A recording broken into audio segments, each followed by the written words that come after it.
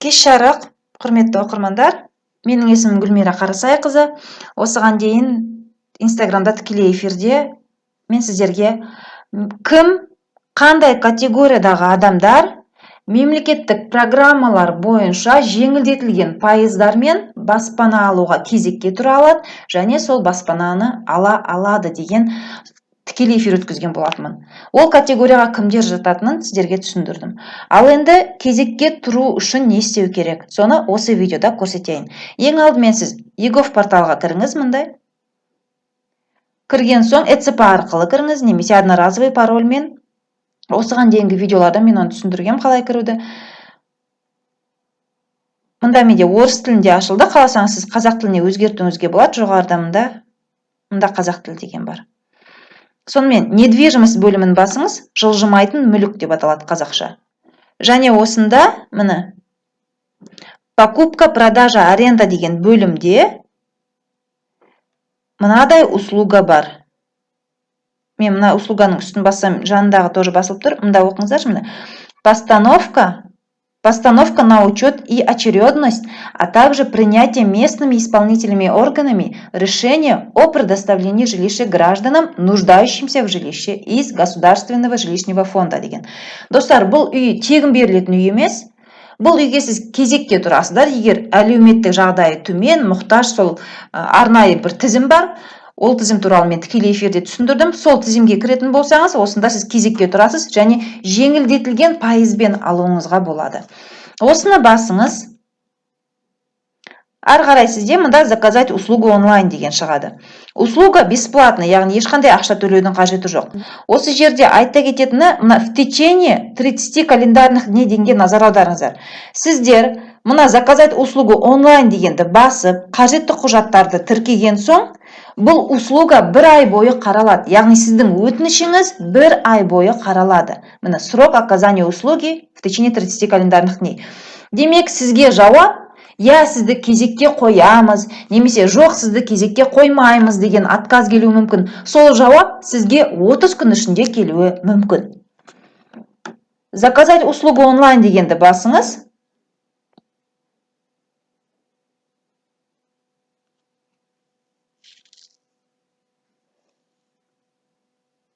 Әрі қарай мында постановка на очередь дегенді басыңыз.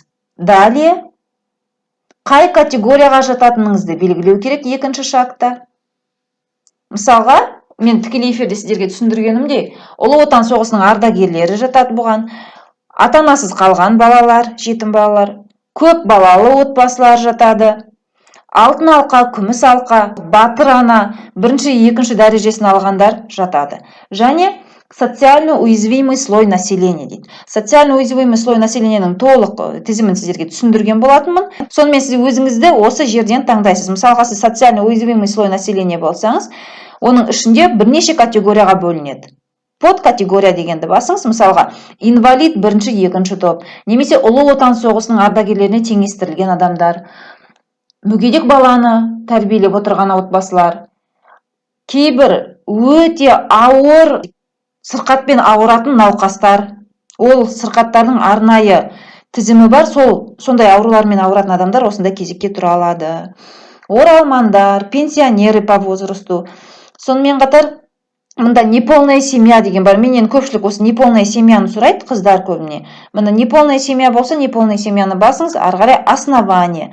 Основание сізде не болып табылады? Үйіңіз жоқтығы сізде основание.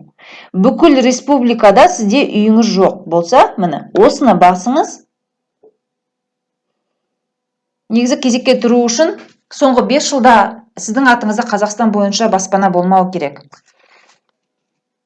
Ары қарай мына жерде уже ішіндегі сұрақтарды әркім өзінің ситуациясына қарай толтырады. Сонымен еніңізді жазасыз, автоматты түрде сіз туралы мәліметтер шығады, және завершить заполнение данных дегенді басасыз. Енді мен бұл жерде толтырмағандықтан, бұл ары қарай жібермей тұр. Сіз оны басып, ары қарай уже қолыңызды қоясыз. міне подписание услуги 3-ші шаг қол қоясыз, 4-ші шаг сізге уже статус шығады. Қай категория бойынша сіз тапсырдыңыз.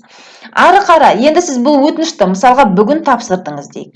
Жауабын қайдан білесіз? Сізді кезекке қойды ма, қоймады ма? Көпшілік ойлайды кезекке қойды деп. То есть мен өтініш бердім, болды, мен 100% кезекте тұрмын деп ойлайды. Олай емес. Сіз қазір тек өтініш бердіңіз. Және бұл өтініш осыған дейін көрсеткенімдей 30 күн бойы қаралады. Демек сізге отказ келуі мүмкін, немесе мақұлдап сізді кезекке қою мүмкін. Мақұлдады ма, немесе жоқ па, оны қайдан білеміз?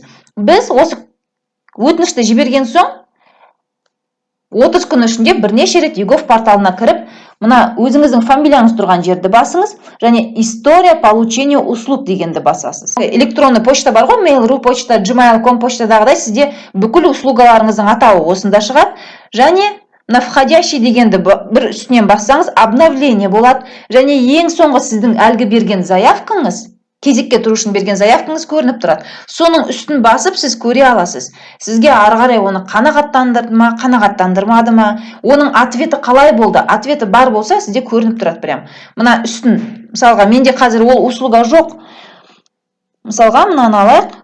Справка наличия либо отсутствия судимости алған екен. Сізде мына жерде көрініп тұрады ответ государственного органа деп. Сол ответті үстін басып, сіз оқып таныса аласыз.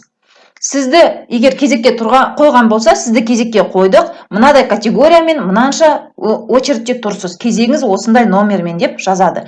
Егер сізге отказ берсе, онда сізді кезекке қоюға отказ бердік, себебі мынау деген жауап келеді.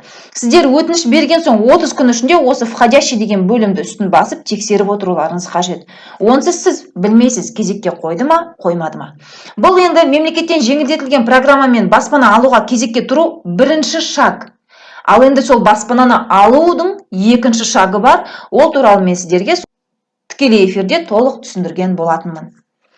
Видео сіздерге пайдалы деп үміттенемін. Егер пайдалы болса, дәл осы әлеуметтік жағдайы төмен адамдардың қатарына жататын неполная семья, көп балалы отбасы, оралмандар, немесе ұлы отан соғысының ардагерлері, немесе ол адамдарға теңестірілген адамдар, мүгедек баланы тәрбиелеп отырған отбасылар, бірінші, екінші топтың мүгедек таныстарыңыз бар болса, осы видеомен бөлісіп, осындай пайдалы ақпаратты олардың да қолдануына себепкер болуыңыз мүмкін.